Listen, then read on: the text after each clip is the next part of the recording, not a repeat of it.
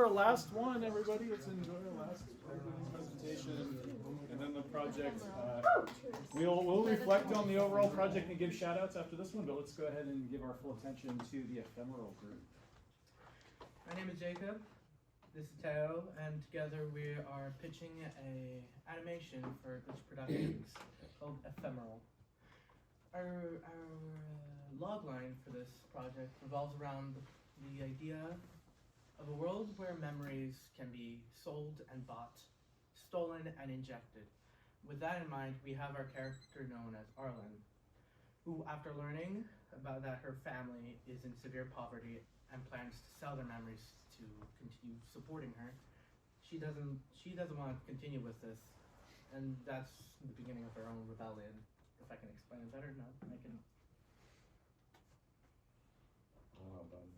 Alright, so the genre of our story is a fantasy thriller with some sci-fi elements. So this is like the mountain where everything is going to take place. At the top of the mountain we have one half of the region, which is a utopian city, which is like really happy, very prosperous. They have all sorts of futuristic technology. But unfortunately we learned that on the cliff is a whole nother world with a bunch of different people who have all been exploited by the city government. And the people who live here all work at the mines to make minerals for a certain technology that allows the people of the city to extract memories and implement them into other people. So what the city has done is that the people here spend their whole lives mining the minerals, but they still don't have enough money to live and buy food and things like that. So they need to sell their memories to merchants from the city. And then the city people use it as a drug to like obtain their happiness. So that's kind of the setting for our story. This concept I did was basically revolves around the idea how there's many citizens who don't like the idea of either working for the mines or giving away their memories, but a lot of the times those kind of people are twisted in their own sense. We have the concept here of a night market, where it's just filled to the brim with either people who have somewhat of good sense but still decide that they have to take advantage of the situation that's going on. And that's where we get into the concept of bounty hunters, where they'll just hire people or be the people who are just take these memories. Yep. So the visual style of the story, it's going to be an animation. So it's going to be kind of contrasted a lot, kind of simplistic, and a lot of silhouettes and dark imagery to try to capture the grittiness and sense of despair and hopelessness of the people like Arlen who live on the cliff. Here we have two characters. Our main character, Arlen, she is very vocal for her opinions. She is somewhere around here. She wears a lot of old clothes, mainly because she doesn't have, no one has the amounts to buy genuinely good clothes. If you can notice here, you'll notice, hey, what is that? That is, that's what she does at night is one of her personal hobbies. She likes to go up at night, wear a mask, and immediately start vandalizing stuff with graffiti. At first she uses it as venting art. Really not much about it. But in later stories, it grows into something else. Zephyr here is a very quiet guy. Tall, quiet. The thing about him is he's had a lot of stuff going through him. Lost his family in the mines, and he has to deal with the fear of losing Arlen and her family. Because that he believes in that the government's doing the right thing, stuff like that. This kind of character dynamic begins to grow and form a bond between them, or something, and it happens. These two characters are Arlen's parents, Jimmel and Zinnia. Jimmel is an interesting character, to say the least. Very timid, basically in the mines, he's basically a nobody. And that impacts his character around the house, since lazy. And I implemented that with the character design, since you've noticed turtleneck. It's the only thing he wears that's fancy enough, despite the fact that he still gets it dirty Zinnia, on the other hand, is a very passionate woman who strives for the good of her family, and she's very protective of them. For the most part, is not afraid to show it. Definitely not towards government. And with the idea that we have in mind for Arlen is, like I said, she uses her graffiti to basically voice her opinions towards this corrupt government. At first, it's basically vent art, not much connecting her to feelings or just her own meaning of life. If we can switch. And this is how it really connects back to the memories. Since the pandemic has happened around the world, no one knows why or no one knows how. It's just basically without the will to live, people become lost. And to do that, and to become basically human again, they have to be injected with memories again, but at the cost of turning another one into a lost. And because of just some problems, people don't want to do this. The government relies on fear tactics, like genetically mutating the police. You don't want to make fun of them. No. Alright, so the rough summary of the acts is Act 1 is all about Arlen. We get introduced to her character. As a young girl, we find out that Arlen tried to sneak into the city and she was captured, and her dad sold some of his memories to get her out of the city. And so this is like a traumatic event for Arlen and her dad, and it kind of shapes their relationship over the years. And in Act 1, we just have a scene where she's traveling to the city. It takes like 2 days. It's a very steep, dangerous hike. And she sneaks into the city and does graffiti as protest and comes back. When she comes back, Act 2 starts. She finds out that the people of her town are planning a revolt or like a protest. They're gonna charge the city. They're all like very upset because the city has raised the prices of all the goods, so they can't afford to live anymore. And the city has also lowered the prices of basic memories. So how a lot of the people make money is they sell basic memories called mundanes, which are like simple, like things that made you happy. Anything throughout the day, it's a source of small happiness. And so they sell all of those for money. And as a result, they're pretty depressed, but now those won't go for enough money. So they need more valuable core memories, which is why the parents are going to sell their memories of each other and their feelings for each other. And Arlen finds this out, and she finds a way to collect people's memories. So she starts scaring people and then collecting those memories of fear, because some people in the city enjoy those memories as a drug, strong feelings of fear and anxiety. And so she goes around collecting those. But one day she gets back and she realizes the effect of those people that it's had on them. It's changed some of the people she's collected memories from. And at that point, the city people have gone and attacked the city. And she is deciding if she wants to join them or what's gonna happen next. And that's where we leave off. These are just two of our projects. Jacob, on your reflection. When I'm looking at how I did Arlen's character, I looked up on a bunch of inspirations on certain characters. For example, one of my favorite games, Persona 3, revolves around the concept of the real meaning of life. How can you make your impact when the world is about to end itself? And Arlen's character revolves around that. At first, she's really aggressive towards anyone and doesn't understand why her own emotions. But throughout the story, because of her bond with her family, and really anyone who she saw throughout her tasks and stuff, it's just honestly an interesting journey. Yeah, for me it was really fun to just mess around with ideas. We had the idea that you could steal memories, and we were just kind of brainstorming what the implications of that would be. At first we thought we were going to do a thing where like we focus on the city itself, and it looks like a utopia, and we find out it's actually not so great of a place because it's stolen memories and making everyone crazy.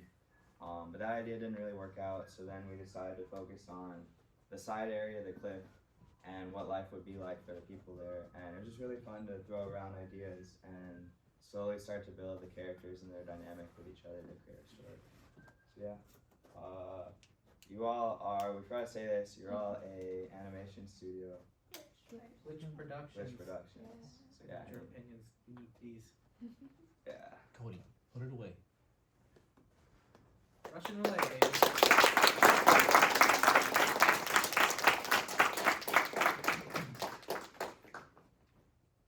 Any.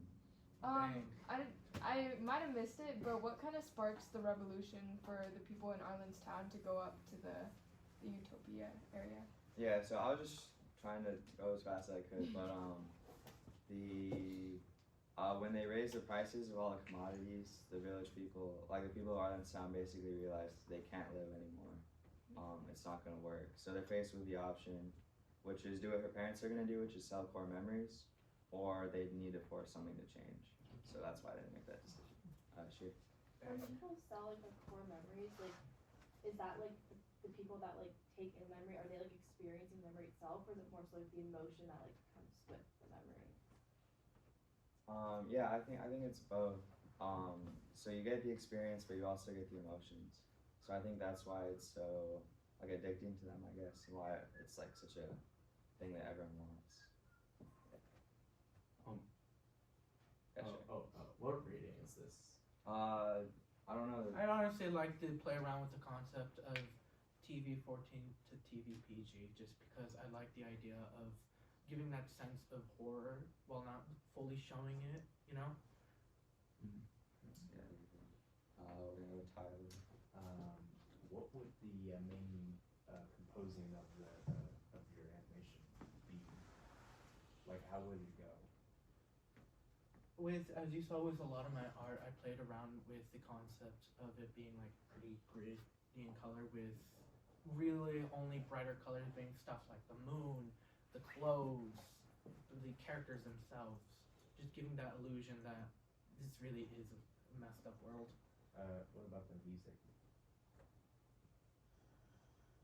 I don't know. We didn't really think about the music. This was mostly just like a story. So Again, I like the idea of how stuff like Persona handled it, especially 3 later. yeah. I think as executives, you all could Living with decide determination, which type of listen stuff to you it. want here. Fine.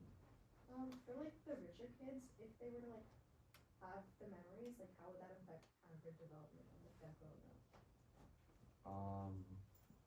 Yeah, so I guess we don't really get into that too much because we don't have a lot that happens in the city.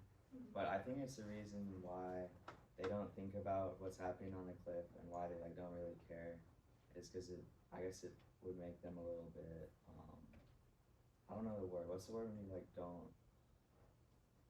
you don't regret things? No, not nonchalant. Like I don't know, but they don't care about their actions. sure Like they kind of just do Like things. Different, like psychopathic. That's I couldn't find a word, but I think they're a little messed up. We could potentially get into that. We didn't think too much about that. Yeah. I know you said it's an animation, but is it like a movie, show, game, like?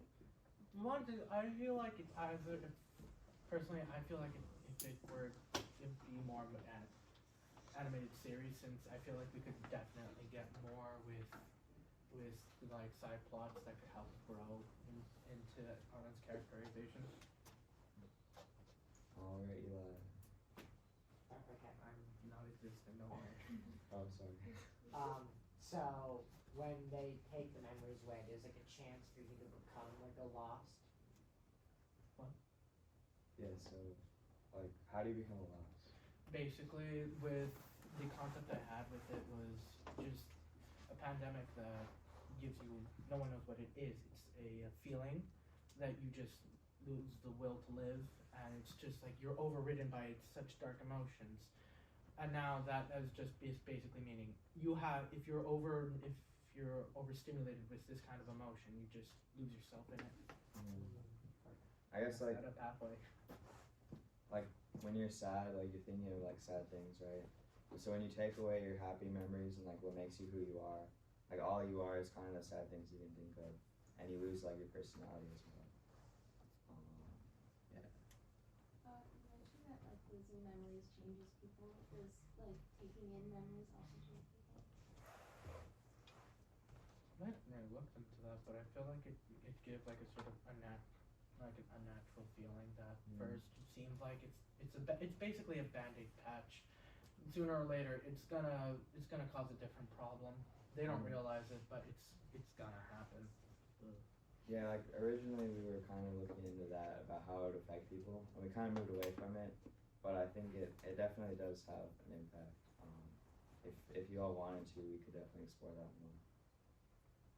Yeah, for sure. Is there a way that like the rich people can review all of the memories and like specifically pick one?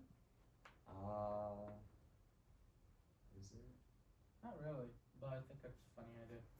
Yeah, I think they're like color coded by like the emotion, and then how strong the memory is like how bright Inside the out, color is. baby. Yeah, inside out, but not, you can't really see exactly. I like the idea of it being a fluid, to be honest. Does like what happens if like someone like takes all their memories and like sells it? So like they have like no memory basically. And you're just a lost. You're not surviving anything. You're just So it's like, kind of like you're kind of dead. you're brain dead, fully brain dead. You're not even even spareable. You're just dead. Okay. No. So when you become like a lost, just what happens to you? Does the government do something with you, or are you just kind of there? They really don't want anything to do with you. So you're literally just there. One of the ideas I had for playing around with that was like Arlen walking by, seeing a mother and son, and the son immediately crying out and realizing that the mother is lost, walks away, stuff like that. And It just happens. yeah, and then the city is walled, so they don't let people into the city. So you just kind of get parts of the clip that is for the people. How did the group dynamic affect the project outcome? That's a good question. It's the greatest question I've ever heard. You'll notice they're at half capacity right now. Yeah, our group members we're sick today, but That's a one diplomatic of the answer. dynamics. Well played, very professional. I think they were sick. Yes, I think they actually are, but Yeah. I'm not but the main complaining. point is that you had to do this at half capacity, right? Yeah, at So you had to times. you had to pick this up and move forward without the support of your other two group members. Yeah, like So- for the idea building, We casually talked about it a lot, especially during like anime, or like during like our just outside. We're just casually talking about how we can improve upon little bits of the story that we've already made. yeah, I think we all built the idea together, but maybe just like getting it down, and then for the presentation, there was like the issue that we didn't know how much we'd have to cover. Yeah. But I think it worked out. They are sick, so. The show must go on, though. Yeah, You show must carried go that on. spirit in here. Appreciate that.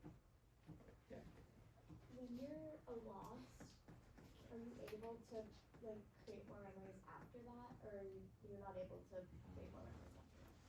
You're basically like in a coma. You're not going to be able to do anything until you've been injected. Okay. Yeah, I think you're not really like experiencing. Until something snaps you out of it. If you're like a lost, could you like take other people's memories to become yourself again, or like? No, it's like you're in a coma. Not to, people like it's believed that memory injection is the only way. That's a theory. Yeah. So I think you could, but you need the technology to steal someone's memories and put them into yourself. And like someone who's lost is not gonna have the ability to do that. I don't think. So you probably save them. Taya. How did Arlen's art kind of progress through the story? I know that you said that originally I went through so many they did sketches. graffiti, but it kind of didn't like really mean anything. It was just kind of like a vent. Do they kind of like help the revolution in a way, or kind of promote resistance or something? In the story, it starts off with like basic stuff, like like the eye, just doing that everywhere. But as Arlen finally, And then when she stole it, it like took more than she intended. It's kind of how it was thought about Annie. Can you spoil a bit of Act 3 for us? Not a bit, all of it. Oh yeah, please. just, Please yeah, spoil just all give it of to Act Three. us. Some of the key components that we had in mind for Act 3 is basically as Arlen continues this route of stealing and forcefully injecting, she becomes more and more anxious over the thought of her parents going through with this idea, to the point where she might become a lost. It's a rough idea we had as well. It's a rough idea. So, but the plot that does end up going through is the riot, and her dad and Zephyr being in the crossfire of it, because Arlene goes through a really rough character arc that basically loses her inspiration to draw, to just do her graffiti. Her father motivates her to continue doing one last graffiti together, and then but going through with the selling the memories. With Zephyr, it's really rough an idea, because somewhat more, because like it's like Yeah. So the idea is the parents go through selling memories, and the riot's taking place. The dad like does the final graffiti with her because the dad wants like to be remembered in like a valiant way. So she goes to the city, does like her final protest. Like the city has dealt with the riot easily, so they're all getting rounded up, and then Zephyr makes like a big sacrifice. He sells his memories so that together with the parents' memories, Arlen has enough money to actually do something. We didn't really decide what she could do, but together, like both of them basically, all three of them becoming lost, she actually has enough money to, I don't know, to be significant. And personally, my idea was to motivate her completely into taking down the core of the government and just finishing this up in honor for her family and friend. So yeah, like kind of like, I don't know if all of you have seen Arcane, but the way that the first 3 episodes are all set up, and then you have the core story afterward. This idea could be like our first movie, and then we could build a show off of Like it. Persona 3. Yeah, just all building Arlen's character, basically. So nothing's gonna change in terms of the city clip dynamic, but she's gonna change a lot. It's mostly about her development. Yeah. I have 2 questions. Are you able to like gift someone memories? That was in like concept, or like it's. I don't think you're capable of like doing it without memory injection, but in concept we had the idea of rather than Zephyr gifting his own memories to Arlen, whether it be through memory injection or some other like plot armor thing. Wow. Because I was thinking if you were able to, then like Arlen could gift some of her memories to her parents and so that like they wouldn't become lost. Yeah, I think we didn't think about like Arlen doing that too much, but I think we could do that. But I think it's not really known. It's like an unknown. It's like it might not work. Like no one's tried. Yeah, no one's tried. Once in a while. Sure. I just want to say I think your overall concept is like really interesting. Like I really like the whole idea with like the selling memories and like the emotions and like becoming a loss. Like I think it's like a really good idea. I'm gonna steal the last comment here. So nice job, and I really appreciate how you came together to get this presentation together with only half a group present today. I've said this to your group before. There's a movie called Strange Days from 1995. Did you ever check it out? Not yet. Everyone should definitely check that out. But it has a technology that's very addictive. It's kind of like metaverse-esque in a way. But of course the memories are on like little discs, like little CDs, and those are what get traded. And it has like a sort of addictive quality to it, but it's not exactly the same as what you're pitching, but it has some similarities that might inspire you to develop this further in some ways. You want to see like a full-length movie version of this kind of conflict and somewhat related technology. So I would definitely encourage everybody to check that out if you're into technological thrillers, like The Matrix or those from the mid to late 90s. It says Strange Days. Yes, very famous film. It was really ahead of its time. especially for being from the mid-90s. So, yeah. So thank you. Let's give our last speaker